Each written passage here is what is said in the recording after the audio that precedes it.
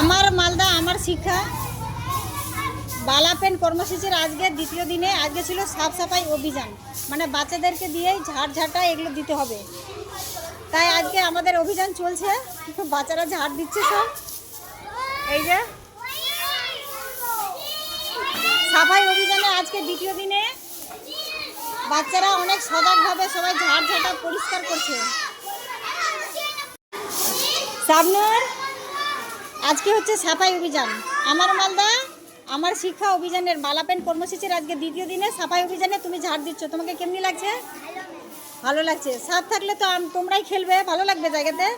আচ্ছা খুশি, তোমাকে কেমনি লাগছে সাফাই অভিযানে ঝাড় দিতে? ভালো লাগছে। হ্যাঁ বাহ।